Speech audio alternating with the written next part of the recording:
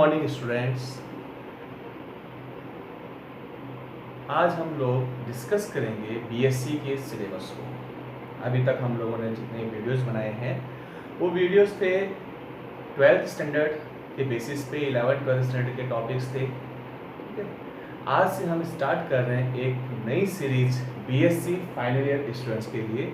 आप लोगों सबको पता है कि सेकेंड ईयर के स्टूडेंट्स जो है कोविड-19 के कारण जितने भी सेकेंड ईयर स्टूडेंट्स हैं उन सबको फाइनल ईयर में प्रमोट कर दिया है और कॉलेजेस के ओपन होने का टाइमिंग अभी अनसर्टेन है। 15 अगस्त के बाद बोल रहे हैं, लेकिन उसके बाद भी कोई फिक्स नहीं है कब स्टार्ट हो क्या हो। तो हम लोग यहाँ पर बीएससी फाइनल ईयर की फर्स्ट बुक इनऑर्गेनिक केमिस्ट्री जो है उसको हम डिस्कस करेंगे। जो फर्स्ट पेपर है केमिस्ट्री का, इनऑर्गेनिक केमिस्ट्री का 33 मार्क्स का पेपर है। इसके जो टॉपिक्स हैं वो क्या क्या है अपने पास यूनिट्स। फर्स्ट यूनिट है hard and soft acid and basis. अभी तक हम लोगों ने एसिड और बेस की जो थ्योरम डिस्कस की थी वो डिस्कस क्या किया था हमने एसिड बेसिस थ्योरम के अंदर। आरेनियस थ्योरी था अपने पास, second Bronsted Lowry conjugated acid base theory, third Lewis acid base theory था, लक्स फ्लड थ्योरी था। ठीक है, और एक और होता है उसानोविच थ्योरी जो हम लोगों ने डिस्कस किया होगा सेकेंड ईयर क्लास के अंदर। सेकेंड ईयर की जो इनऑर्गेनिक था जहां पर हम लोगों ने लैंथेनॉइड एक्टिनॉइड्स को स्टडी किया था, डी ब्लॉक एलिमेंट्स के बारे में बात की थी, कोऑर्डिनेशन कंपाउंड्स के अंदर आईयूपीएसी नेमिंग और आइसोमेरिज्म को डिस्कस किया था। इनिशियल पार्ट था हम लोगों के पास कोऑर्डिनेशन केमिस्ट्री का, और वहीं पे अपने पास एसिड बेस थ्योरी के बेसिस पे अपन ने यहाँ पर डिस्कस किया था कि acid base theory Arrhenius theory है, Bronsted Lowry conjugated acid base theory है, लुईस एसिड बेस थ्योरी है और लक्स फ्लड थ्योरी, साथ में था उसानोविच थ्योरी। एक और नया कंसेप्ट अपने पास hard and soft acid and base theory जो हम लोग फाइनल ईयर की इनऑर्गेनिक केमिस्ट्री फर्स्ट यूनिट में हम लोग डिस्कस करेंगे। Hard and soft acid and bases. Hard and soft acid और बेसिस जो थ्योरी है वो बेसिकली डिपेंड करता है मेटल आयन और लिगैंड की जो बॉन्डिंग है उनके बेसिस पे। हम लोगों ने प्रीवियस क्लास के अंदर डिस्कस किया हुआ है कि मेटल आयन के ऊपर पॉजिटिव चार्ज होता है और जिससे पॉजिटिव चार्ज होगा वो इलेक्ट्रॉन पेयर को इजीली एक्सेप्ट कर लेता है। तो हम लोग ये भी कह सकते हैं कि यहाँ पर जो मेटल आयन होता है वो लुईस हार्ड एसिड्स और लुईस सॉफ्ट एसिड कैटेगरी में हो सकता है।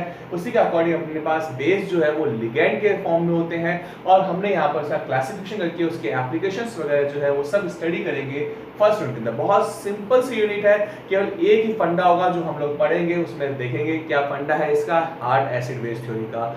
फर्स्ट यूनिट में से दो क्वेश्चन आएंगे, दोनों क्वेश्चंस अपने पास hard and soft acid and bases के बीच टॉपिक में से आएंगे। HSAB जो थ्योरी है इस पे अपने पास पेपर में दो क्वेश्चंस मिलेंगे, क्योंकि फर्स्ट यूनिट है कंप्लीट यूनिट है इसलिए दो क्वेश्चन मिलेंगे जिसमें हमको एक क्वेश्चन अटेंड करना होगा। और बहुत ही सिंपल चैप्टर है और बोनस मार्किंग है इस चैप्टर के अंदर क्योंकि छोटा चैप्टर है। 2 क्वेश्चंस है, चॉइस है अपने पास, जो अपने पास फेवरेबल हो अपने क्वेश्चन उसको अपने को अटेंड करना है। सेकेंड यूनिट है अपने पास metal ligand bonding in transition metal complex. इसका जो इनिशियल इंट्रोडक्टरी पार्ट है बीबीटी थ्योरी और नेमिंग और आइसोमेरिज्म के जो टॉपिक थे वो हम लोग सेकेंड ईयर के अंदर डिस्कस कर चुके हैं। फाइनली क्लास के अंदर ये जो टॉपिक है metal ligand bonding in transition metal complex, यहाँ पर मेटल लिगैंड की जो बॉन्डिंग है according to CFT theory crystal field theory के बेसिस पे मेटल और लिगैंड में किस टाइप का स्प्लिटिंग होता है, मेटल के डी ऑर्बिटल स्प्लिटिंग होता है। तो यहाँ पर अपन जो कॉम्प्लेक्स कंपाउंड है उन कॉम्प्लेक्स कंपाउंड को स्टडी करेंगे जिनका ज्योमेट्री जो है वो स्क्वायर प्लेनर हो सकता है, टेट्राहेड्रल हो सकता है एंड ऑक्टाहेड्रल ज्योमेट्री है। तो तीनों तरह की ज्योमेट्री के अंदर किस तरह से क्रिस्टल फील्ड स्प्लिटिंग होती है, डी ऑर्बिटल्स का स्प्लिट होता है और एनर्जी स्टेट्स के अंदर डिवाइड होता है, कौन कौन से फैक्टर्स जो हैं वो मेटल लिगैंड बॉन्डिंग को अफेक्टेड करते हैं, क्या एस्पेक्ट्स हैं अपने पास, वो सब के सब हम डिस्कस करेंगे इस चैप्टर के अंदर। सेकेंड यूनिट के अंदर दो चैप्टर हैं, एक क्वेश्चन बनेगा अपने पास मेटल लिगैंड बॉन्डिंग में से और सेकंड क्वेश्चन बनता है magnetic properties of transition metal complex में, जिसमें अपन ट्रांजिशन मेटल कॉम्प्लेक्स की मैग्नेटिक प्रॉपर्टीज जो हैं उनको हम लोग डिस्कस करते हैं। मैग्नेटिक प्रॉपर्टीज इलेक्ट्रॉन स्पिन के कारण भी हो सकता है अपने पास, ठीक है। तो इलेक्ट्रॉन स्पिन के कारण जो भी अपने पास प्रॉपर्टीज होती है मैग्नेटिक प्रॉपर्टीज होगी वो हम लोग इस चैप्टर में डिस्कस करेंगे। साथ में एलएस कपलिंग है, ये भी अपन डिस्कस करेंगे क्या होता है LS coupling. Means inorganic chemistry का अपन नेक्स्ट लेवल पे आ जाएंगे जहां पर अपन बेसिकली एमओटी थ्योरी के साथ बात करेंगे। थर्ड यूनिट है electron spectra of transition metal complex. यहाँ पर अपन ट्रांजिशन मेटल कॉम्प्लेक्स के अंदर स्पेक्ट्रम की बात करेंगे, किस टाइप का इलेक्ट्रॉन स्पेक्ट्रा हो सकता है अपने पास, किस तरह से उसके अंदर जो पीक्स आती हैं वो विजिबल होती हैं, कौन कौन से वेवलेंथ के ऊपर हमको क्या क्या पीक्स मिल सकती है, किस तरह से यहाँ पर स्प्लिटिंग हो रहा है, इनके अपने पास जो डायग्राम बनता है वो कैसा होगा, डीडी ट्रांजिशन कैसा होगा, ऑर्गेनल एनर्जी डायग्राम बनेगा अलग अलग मेटल आयन के लिए कॉम्प्लेक्स के साथ, वो सब लोग हम डिस्कस करेंगे इलेक्ट्रॉन स्पेक्ट्रा के अंदर। Next, thermodynamic and kinetic aspects of metal complexes, ये भी इसी यूनिट का पार्ट है। एक क्वेश्चन बनेगा इलेक्ट्रॉन स्पेक्ट्रा में से, और उसमें से बेसिकली ऑर्गेनल डायग्राम बहुत बहुत ज्यादा इंपॉर्टेंट होता है। ऑर्गेनल डायग्राम डी ट्रांजिशन में डिपेंड करता है, डी स्प्लिटिंग में डिपेंड करता है, इसमें D1 to D10 तक के जो अपने पास कॉन्फ़िगरेशन है उन सब के लिए ऑर्गेनल डायग्राम बनाते हैं। और जो सेकंड पार्ट है इसमें थर्मोडायनेमिक एंड काइनेटिक एस्पेक्ट्स, इसमें हम लोग देखते हैं कि कॉम्प्लेक्स कंपाउंड थर्मोडायनेमिकली स्टेबल है या अनस्टेबल है, काइनेटिकली स्टेबल है या अनस्टेबल, और कौन से फैक्टर्स हैं जो उसकी काइनेटिक्स को इफेक्ट कर रहे हैं या कौन से फैक्टर्स हैं जो उसकी स्टेबिलिटी को अफेक्टेड करते हैं, वो सब पॉइंट्स हम डिस्कस करेंगे thermodynamic and kinetic aspects of metal complexes. यहाँ पर हम कुछ इसकी रिएक्शंस जो होती हैं, केमिकल रिएक्शंस हैं, उनको डिस्कस करेंगे, सब्स्टिट्यूशन रिएक्शन डिस्कस करेंगे स्क्वायर प्लेनर कॉम्प्लेक्स में और टेट्राहेड्रल कॉम्प्लेक्सेस के अंदर। फोर्थ अपने पास यूनिट है ऑर्गेनोमेटेलिक केमिस्ट्री, सिंगल यूनिट है, दोनों क्वेश्चंस मिलेंगे लेकिन बहुत लेंथी यूनिट है, क्योंकि जितने भी ऑर्गेनोमेटेलिक मतलब जिसमें मेटल डायरेक्टली कार्बन के साथ अटैच होगा, दैट्स कॉल्ड ऑर्गेनोमेटेलिक कंपाउंड। तो यहाँ पर अपन लिथियम, मैग्नीशियम, कैल्शियम, सोडियम, ठीक है, जितने भी अपने पास मोस्टली जो मेटल आयंस हैं जो कि ऑर्गेनोमेटेलिक कंपाउंड का फॉर्मेशन कर सकते हैं, उन कंपाउंड डिस्कस करेंगे। इसमें ग्रिग्नार्ड रेजेंट भी आएगा अपने पास, सुपर ग्रिग्नार्ड रेजेंट आएगा, लिथियम कॉम्प्लेक्स आएगा, जिंक के साथ फ्रैंकलिन रेजेंट आएगा, ये सारे टॉपिक्स जो हैं वो हम लोग डिस्कस करेंगे ऑर्गेनोमेटेलिक केमिस्ट्री में।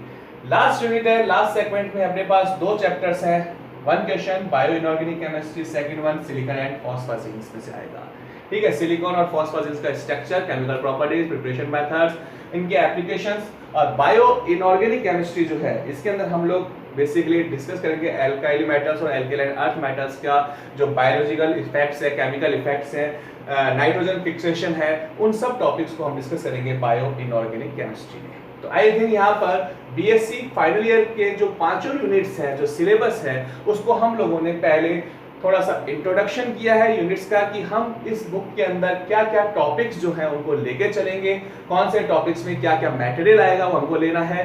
हमारे पास बोर्ड यूनिवर्सिटी के जो पेपर्स होते हैं उसमें 10 क्वेश्चंस आएंगे, 5 क्वेश्चंस अटेम्प्ट करना होता है, हर यूनिट में से 2 क्वेश्चन बनेगा, 2 question first, second, third, fourth, fifth, हर यूनिट से 2 क्वेश्चन आता है, 1 क्वेश्चन को हमको अटेम्प्ट करना है, ठीक है। सबसे इजी बुक है, मार्किंग वाली बुक है, सबसे ज्यादा मार्क्स इनऑर्गेनिक केमिस्ट्री में अपन गेन कर सकते हैं फाइनल के अंदर। बहुत छोटी सी बुक है, बहुत अच्छी बुक है, इसको बहुत जल्दी से अपन तैयार करेंगे, इसमें से मार्क्स कटना नहीं चाहिए, बिल्कुल भी मार्क्स नहीं कटना चाहिए। 33 में से 30 मार्क्स मिनिमम अचीव करना हमारा टारगेट है। तो हम लोग यहाँ पर आज स्टार्ट करेंगे फर्स्ट यूनिट से, hard and soft acid and base. आप एक बार देख लीजिए इसको।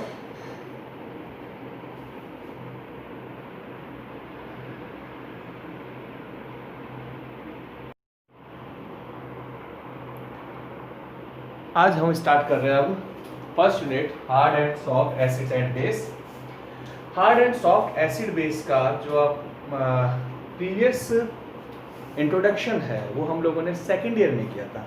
सेकेंड ईयर में आप लोगों ने देखा होगा metal ion react with ligand then form metal complex compound. In this reaction metal ion is positively charge, और जो पॉजिटिवली चार्ज होता है वो क्या करता है, इलेक्ट्रॉन पेयर गेनर होगा या इलेक्ट्रॉन पेयर को एक्सेप्ट करेगा। और लिगैंड क्या है, ligand is electron pair donor. It means जो मेटल लिगैंड की जो रिएक्शन है वो मेटल लिगैंड की रिएक्शन क्या होगा, अपने पास एसिड बेस रिएक्शन है, ठीक है। ये जो एसिड बेस रिएक्शन है उसमें कैटायन एसिड है और लिगैंड बेस की तरह बिहेव करेगा। इसी को आगे अपन ने hard and soft acid base concept में लिया है। Metal ion electron pair gain करता है, एक्सेप्ट करता है, पॉजिटिवली चार्ज होता है। तो मेटल आयन जो है उसकी स्ट्रेंथ क्या होगा इलेक्ट्रॉन पेयर को एक्सेप्ट करने का, मेटल आयन की स्ट्रेंथ के बेसिस पे यहाँ पर जो एसिड्स हैं उसको दो कैटेगरी में ब्रॉडली हम लोगों ने डिवाइड किया है, hard acids and soft acids. Hard acid difficult to polarise, बहुत आसानी से इजीली पोलराइज नहीं होता है।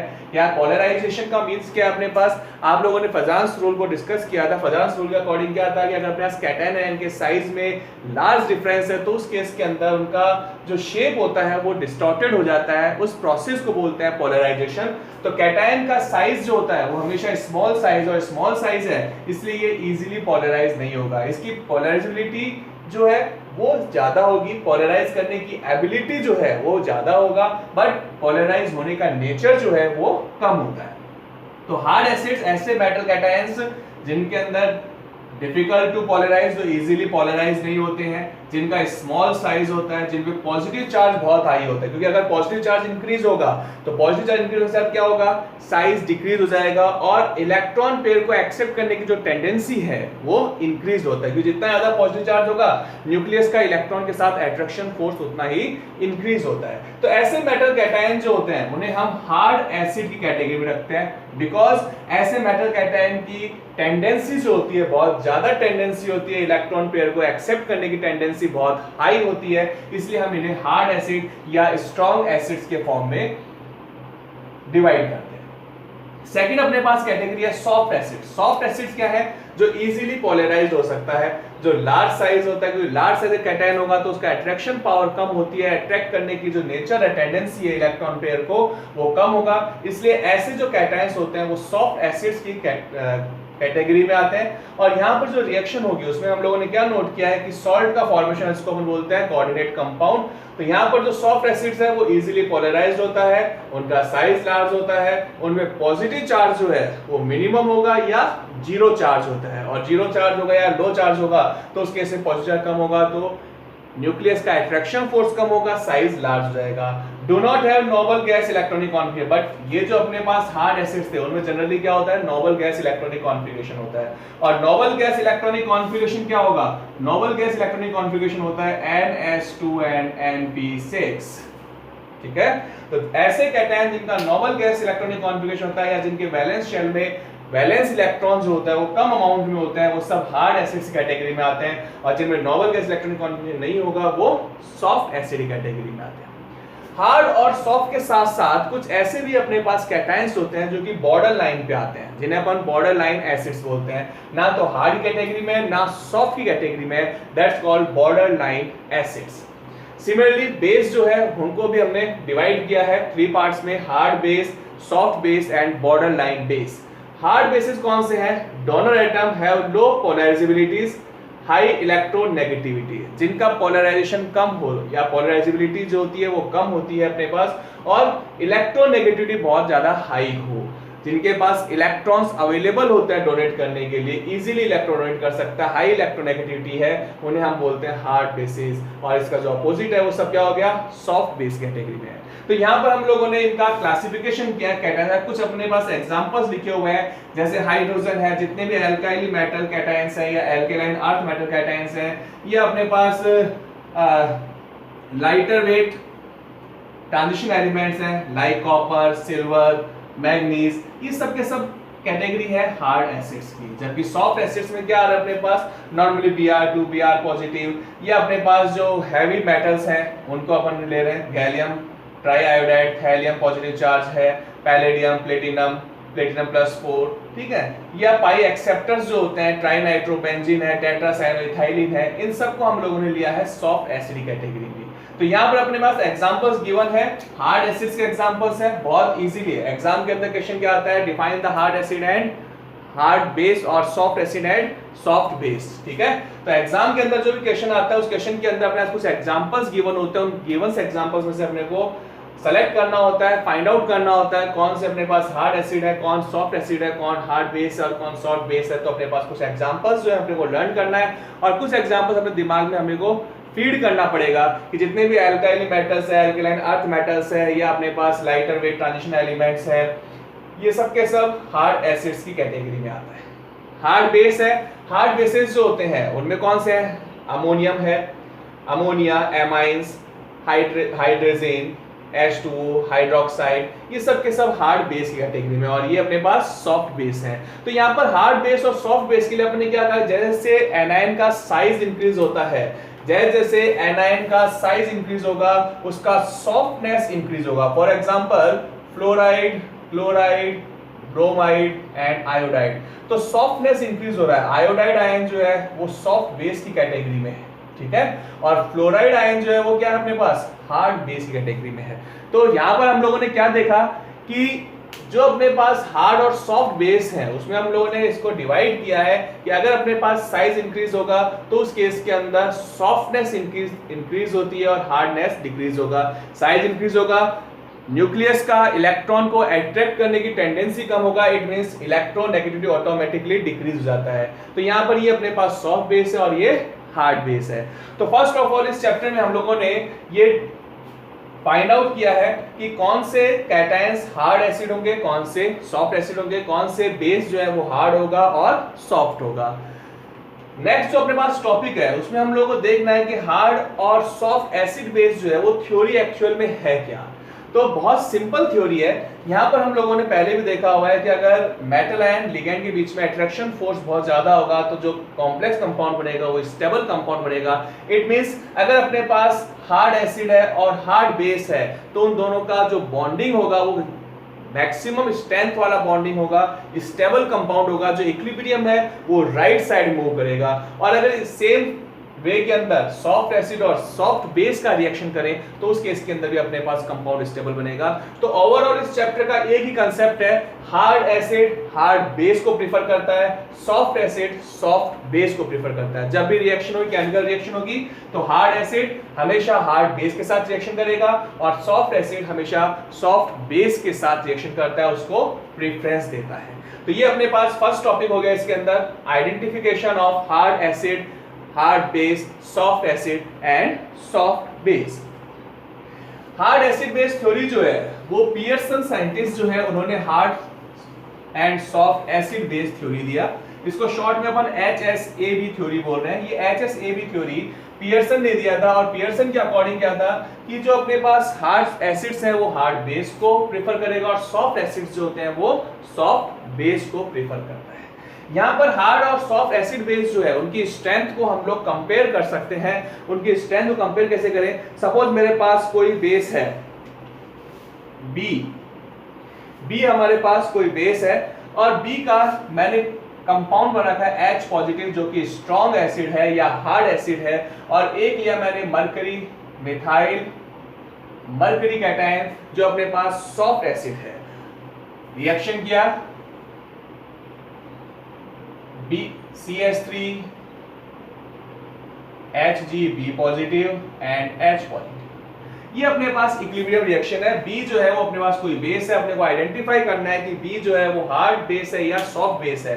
अगर यहाँ पर रिएक्शन में इक्विलिब्रियम राइट साइड मूव कर रहा है, अगर इक्विलिब्रियम राइट साइड मूव कर रहा है, इट मींस यहाँ पर जो बेस है वो बेस कैसा होगा, सॉफ्ट बेस होगा, क्योंकि राइट साइड मूव कर रहा है तो H पॉजिटिव आयन रिलीज हो रहा है और बी ने सॉफ्ट कैटायन के साथ बॉन्डिंग शो किया है। तो अगर इक्विलिब्रियम राइट साइड मूव कर रहा है, if equilibrium move from right side on this basis B is soft base, but अगर इक्विलिब्रियम जो है वो लेफ्ट साइड में मूव करता है तो उस केस में B क्या होगा अपने पास, हार्ड बेस। क्यों, क्योंकि यहाँ पर ऑलरेडी ये हार्ड एसिड के साथ बॉन्डिंग में है, तो ये बॉन्ड जो है वो स्ट्रॉन्गर बॉन्ड होगा और स्ट्रॉन्गर बॉन्ड होगा तो इजीली ब्रेक नहीं होगा। तो कोई भी अपने पास जो अननोन एसिड या बेस है उसको अपन आइडेंटिफाई कर सकते हैं कि वो हार्ड है या सॉफ्ट है, क्योंकि अपने अभी वापस क्या पॉइंट बोला था कि हार्ड को प्रेफर करता है और सॉफ्ट को प्रेफर करता है। अगर बी जो है वो हार्ड बेस है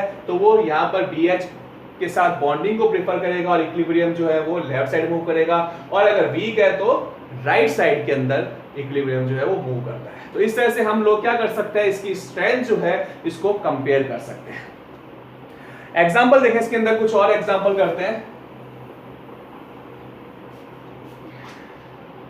यहां पर अगर अपन बात करें तो कुछ एग्जांपल्स हैं जिसमें हम लोग ये देख रहे हैं कि जो इनकी स्ट्रेंथ है, हार्ड और सॉफ्ट एसिड और बेस की जो स्ट्रेंथ है उसको कंपेयर कर रहे हैं। तो वहां पर हम लोग क्या देख सकते हैं कि कुछ ऐसे अपने पास स्ट्रॉन्ग सॉफ्ट एसिड्स या सॉफ्ट बेस जो होते हैं वो सॉल्ट में से अदर एसिड या बेस को जो है वो रिप्लेस कर सकते हैं, डिस्प्लेस कर सकते हैं। यहां पर हम एक एग्जांपल ले रहे हैं SO3 नेगेटिव। इसका रिएक्शन किया हम लोगों ने HF के साथ, then form HSO3 and F negative. HSO3 negative and F negative बन रहा है और ये जो अपने पास रिएक्शन है इसके अंदर इक्विलिब्रियम की वैल्यू 10 टू पावर 4 है, मींस ग्रेटर देन 10 है, ग्रेटर देन 1 है। इट मींस यहां पर ये रिएक्शन जो है वो फेवरेबल रिएक्शन होगा, यानी रिएक्शन जो है वो राइट साइड मूव करेगा। राइट साइड मूव कर रहा है sulphide ion SO3 negative ion जो है वो स्ट्रॉन्गर सॉफ्टर बेस है, stronger soft base, stronger soft base है, ठीक है। और जो अपने पास F नेगेटिव है वो क्या है, वीक हार्ड बेस है।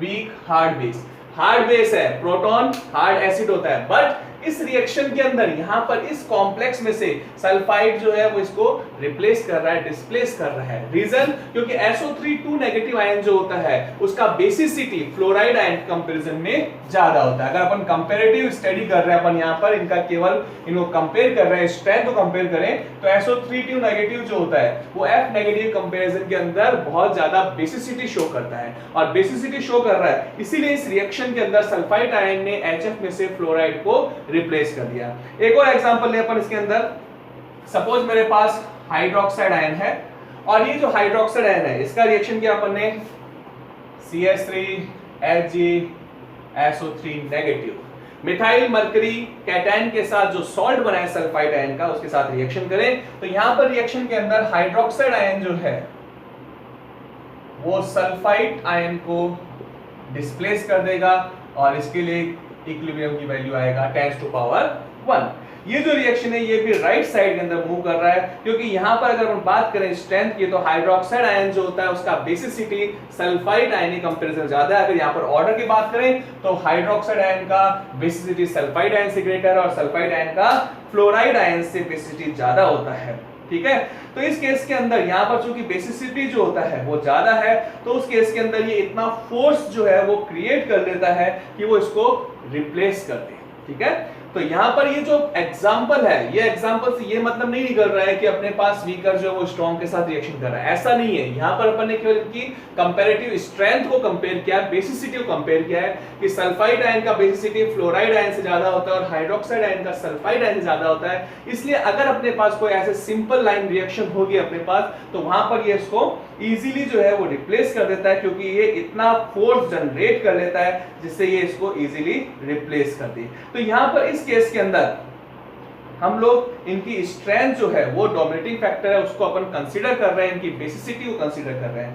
अगर अपने पास कंपीटिटिव सिचुएशन हो, यानी दो अपने पास अलग अलग कंपाउंड है उनका अगर अपन रिएक्शन करें तो उस केस के अंदर जो स्ट्रेंथ है उसके साथ साथ हार्डनेस और सॉफ्टनेस जो कंसेप्ट है उसको हम लोग कंसीडर करते हैं। केवल स्ट्रेंथ को कंसीडर नहीं करके एसिड बेस का जो hard and soft acid base concept है उसको भी हम लोग कंसीडर करते हैं। एक एग्जांपल लेते हैं, सिंपल सा एग्जांपल लिया मैंने, CH3HgF मिथाइल मरकरी फ्लोराइड है। इस मिथाइल मरकरी फ्लोराइड का हम लोगों ने HSO3 नेगेटिव के साथ रिएक्शन किया। अब देखो यहां पर जब रिएक्शन करेंगे तो देखो क्या था, यहां पर ये अपने पास है सॉफ्ट एसिड, ये क्या है हार्ड बेस, ये हार्ड एसिड और ये क्या है अपने पास सॉफ्ट बेस, ठीक है। तो यहां पर अपने पास अगर कॉम्पिटिटिव सिचुएशन की बात करें तो अपने पास कंप्लीट कंपाउंड है। देखो ये दोनों सिचुएशन अलग अलग है, इस सिचुएशन में अपन केवल इनकी स्ट्रेंथ को कंपेयर कर रहे थे। तो यहां पर अपने पास स्ट्रेंथ जो था उसी को कंसीडर किया था, वही अपने पास डोमिनेटिंग फैक्टर था। तो स्ट्रेंथ के बेसिस पे सल्फाइड आयन ने फ्लोराइड आयन को रिप्लेस कर दिया। बट यहां पर अगर कंप्लीट रिएक्शन ले रहे हैं, कॉम्पिटिटिव रिएक्शन ले रहे हैं, कॉम्पिटिटिव सिचुएशन ले रहे हैं कि मेरे पास एक जो है सॉल्ट है सॉफ्ट और हार्ड का, दूसरा सॉल्ट है मेरे पास हार्ड और सॉफ्ट का, रिएक्शन करें तो उस केस में क्या होगा, हार्ड हार्ड को प्रीफर करेगा और सॉफ्ट सॉफ्ट को प्रीफर करेगा। Then in this condition compound will be form HF and methyl mercury sulphide. तो ये जो रिएक्शन है इसमें अपने पास क्या बना, सॉफ्ट ने प्रिफर किया और हार्ड को हार्ड ने प्रिफर कर दिया। ठीक है, तो ये अपने पास पियर्सन का hard and soft acid base theory है। आई थिंक दोनों के अंदर डिफरेंस क्लियर हो गया होगा। ये जो अपने पास पॉइंट था, यहाँ पर अपने पास जो अपन ने कंसीडर किया था, जो डोमिनेटिंग फैक्टर था वो केवल क्या था, स्ट्रेंथ था। यहाँ पर अपन ने एसिड बेस कंसेप्ट को कंसीडर नहीं किया है, केवल कंसीडर किसको किया है, स्ट्रेंथ को। और ये जो कंपीटिटिव सिचुएशन है इसमें हम लोगों ने स्ट्रेंथ को साथ साथ HSAB कंसेप्ट दोनों को कंसीडर किया। और HSAB कंसेप्ट को अगर कंसीडर करें तो उस केस के अंदर सॉफ्ट को और हार्ड को प्रेफर करता है। इसलिए इस रिएक्शन के अंदर अपने पास इस तरह से इक्विलिब्रियम जो है वो राइट साइड मूव करेगा और इसके लिए इक्विलिब्रियम कांस्टेंट की वैल्यू होती है 10⁻3। तो यहां पर अपने पास जो कंसेप्ट था वो क्लियर हो गया। फर्स्ट जो कंसेप्ट था वो हम लोगों ने क्या नोट किया कि हार्ड एसिड्स क्या होते हैं, सॉफ्ट एसिड्स क्या होते हैं, हार्ड बेस क्या होते हैं, सॉफ्ट बेस क्या होते हैं। इन दोनों पॉइंट को अपन ने क्लियर किया, इनके एग्जांपल्स देखे और यहाँ पर अपन ने कुछ एग्जांपल देखे जिसमें अपन ने कहा कि जो स्ट्रेंथ होता है उसको कंपेयर कर सकते हैं। तो स्ट्रेंथ को कंपेयर करेंगे तो केवल स्ट्रेंथ जो डोमिनेटिंग फैक्टर होता है, और अगर रिएक्शंस को, कॉम्पिटिटिव रिएक्शंस को अगर कंपेयर करते हैं तो उस केस के अंदर HSAB कंसेप्ट जो होता है उसको हम लोग कंसीडर करते हैं। क्लियर है। इरविंग और विलियम्स जो साइंटिस्ट थे, इरविन विलियम्स ने क्या किया, इसके लिए अपने पास ग्राफ प्लॉट किया। यहाँ पर जो ग्राफ प्लॉट किया है वो ग्राफ प्लॉट किया उन्होंने एल्केलाइन अर्थ मेटल्स के साथ और इनके स्टेबिलिटी कांस्टेंट के साथ। स्टेबिलिटी कांस्टेंट और एल्केलाइन अर्थ मेटल और लाइटर ट्रांजिशन एलिमेंट कैटायन जो है उनके साथ जब ग्राफ प्लॉट किया इरविंग और विलियम्स, नेम ध्यान रखना, इरविंग एंड विलियम्स। इरविंग और विलियम्स जो है उन्होंने ग्राफ प्लॉट किया। ग्राफ किसके साथ प्लॉट किया, ग्राफ के लिए अपने पास कोऑर्डिनेट क्या लिए हैं, तो देखें अपन ग्राफ के कोऑर्डिनेट। इरविंग और विलियम ने जो ग्राफ प्लॉट किया वो अपने पास ग्राफ प्लॉट किया, उसने stability constant, log stability constant और एल्केलाइन अर्थ मेटल्स और ट्रांजिशन मेटल कैटायन के साथ उन्हें ग्राफ प्लॉट किया। कुछ यहां पर अपने पास लिखते हैं अपन, barium, strontium, calcium, magnesium, iron, cobalt, nickel, copper and zinc. तो लाइटर ट्रांजिशन मेटल कैटायंस और अपने पास जो एल्केलाइन अर्थ मेटल कैटायंस है उनके साथ यहाँ पर ग्राफ प्लॉट किया। ग्राफ प्लॉट कैसे किया, ये अपने पास कैटायंस है, कैटायन क्या करेगा, एनायन के साथ रिएक्ट करेगा। तो यहाँ पर जब अपने पास पॉलीडेंटेड लिगैंड या बाइडेंटेड लिगैंड के साथ ये रिएक्शन करता है तो चिलेट रिंग का फॉर्मेशन करते हैं। और चिलेट रिंग का जब फॉर्मेशन करते हैं तो इनकी जो स्टेबिलिटी है वो लेफ्ट टू राइट इंक्रीज हो रहा है। यहाँ पर अगर हम बात करें लिगैंड के साथ बॉन्डिंग को तो इनके ग्राफ कुछ इस तरह से आता है।